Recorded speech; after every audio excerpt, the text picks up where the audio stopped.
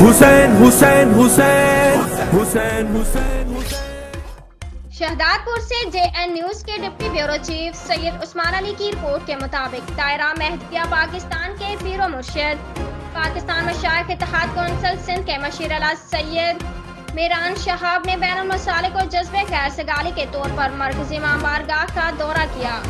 تو انتظامیہ نے ان کا خوبصورت الفاظ سے خیر مقدم کرتے ہوئے دعوت خطاب کی دعوت دی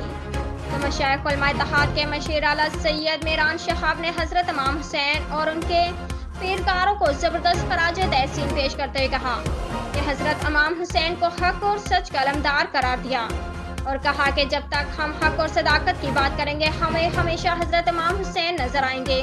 ہمیں حق اور صداقت کی بات کرتے ہوئے ہمیں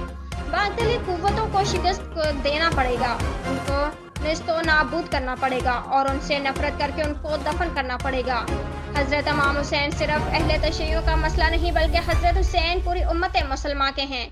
جب ہم حضرت نبی کریم صلی اللہ علیہ وآلہ وسلم سے عقیدت محبت کا اظہار کرتے ہیں تو ان سے وابستگی کو مشعل راہ سمجھتے ہیں. تو حضرت نبی کریم صلی اللہ علیہ وآلہ وسلم کے فرمودات کے جس نے حسن اور حسین کو دوست رکھا